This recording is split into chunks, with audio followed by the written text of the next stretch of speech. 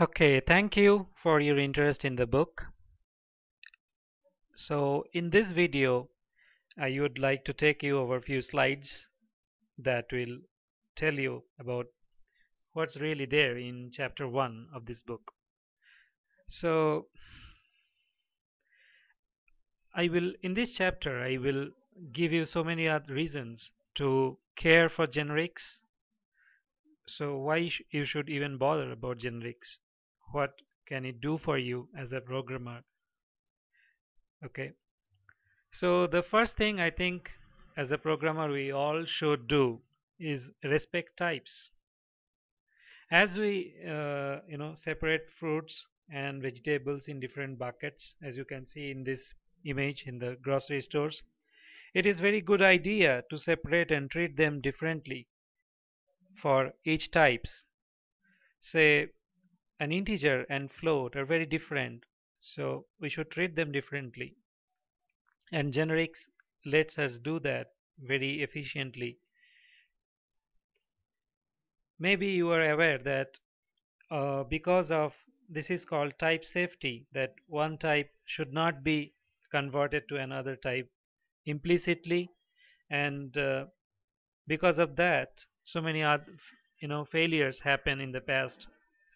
One of the biggest failure is Mars Landlower experiment. It failed because there was an error between the type conversion in the code that was done using C. So C inherently is a type unsafe language, so it converts between integers and characters inter implicitly without letting or telling you about the conversions. But generics and the type safe languages like C sharp blocks that from happening, so that's a good thing. So that's one of the key reasons that we should care about generics. Secondly, it saves us lot of typing. Trust me, you you have to do it to understand it. So, just for example, there are so many types in the CTS type system of .NET that if you have to write a sorting algorithm, you have to implement it for all the types.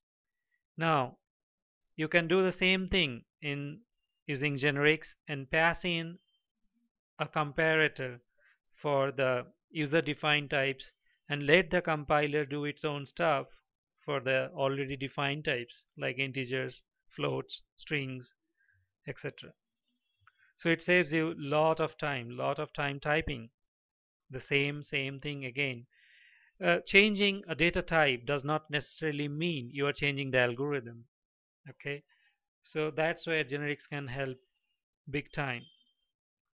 Last, but I think it is the biggest of the reasons that it is it is there in the ecosystem. So if you do not understand .NET generics quite well, you will fail to understand the other APIs that uses this core technology that is offered by .NET framework very heavily.